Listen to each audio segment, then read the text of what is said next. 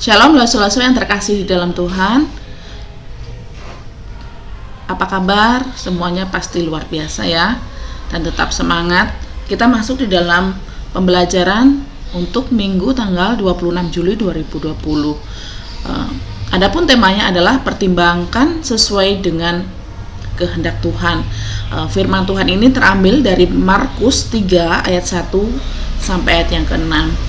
Tujuannya adalah supaya anak-anak KOG selalu mempertimbangkan segala sesuatu sesuai kehendak Tuhan.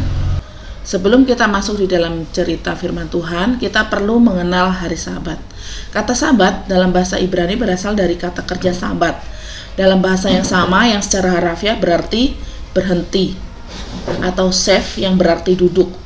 Meskipun Sabat hampir secara universal diterjemahkan istirahat atau suatu masa istirahat, terjemahan yang lebih harafiah adalah berhenti, dengan implikasi berhenti dari melakukan pekerjaan.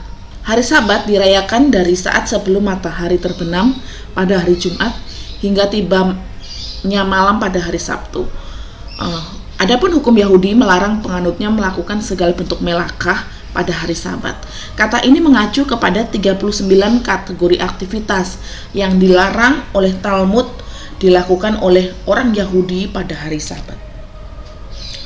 Pada hari Sabat, ketika Tuhan Yesus masuk ke dalam bait Allah, di dalam bait Allah ada seorang yang mati sebelah tangannya. Kalau sekarang mungkin dikenal sebagai lumpuh setengah badan. Lalu Tuhan Yesus menyembuhkan orang tersebut. Dan menyembuhkan di hari Sabat sama halnya melanggar hari Sabat, di mana kaum Sanhedrin mengkritik tindakan Tuhan Yesus ini. Namun bagi Tuhan Yesus, menolong orang lain bukanlah dosa sekalipun melanggar aturan manusia atau aturan kaum Yahudi. Yang dapat kita pelajari dari hal ini adalah yang pertama, kaum Sanhedrin lebih mengutamakan hukum atau aturan seremonial ibadah dan mengabaikan ekspresi tindakan kasih Allah untuk menolong sesama. Dan yang kedua, Tuhan Yesus memilih melakukan kehendak Allah dibanding terikat dengan aturan manusia yang menghalangi kasih Allah. Hubungannya apa dengan cerita KOG? Anak KOG diajarkan supaya mereka mengerti bahwa mengikuti aturan baik di sekolah, di gereja, dan di rumah sangat baik, asalkan tidak bertentangan dengan perintah Allah dan kebaikan sesama. Yang perlu ditekankan di sini adalah Lause harus mengajarkan agar anak-anak KOG untuk lebih mengutamakan kehendak Tuhan dan kebaikan sesama dibandingkan dengan hal apapun. Nah, untuk cerita pembukanya, Lause dapat menanyakan beberapa pertanyaan pembuka berkaitan dengan hal menolong teman. Salah satunya adalah misalnya jika adik-adik memiliki pulpen 2, lalu ada temanmu yang kebetulan tinta pulpennya habis, padahal ujiannya belum selesai dikerjakan.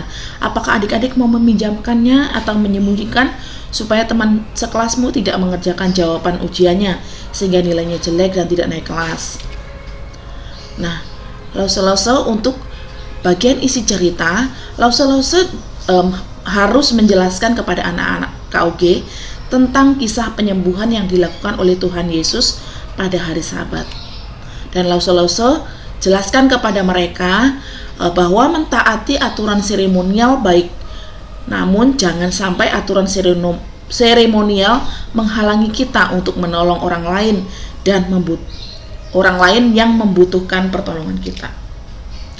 Nah, untuk aplikasinya kepada anak-anak, di sini Lause dapat jelaskan kepada anak-anak KOG bahwa menolong orang lain adalah tugas kita sebagai anak-anak Tuhan. Oleh sebab itu, kita tidak perlu atau tidak boleh menunda-nundanya. Ada beberapa contoh menolong teman. Contohnya yang pertama yaitu mendoakan ketika mereka sakit. Yang kedua, membantu teman jika mengalami kesulitan dalam belajar. Dan yang ketiga, menolong teman ketika terjatuh, dan lain-lain.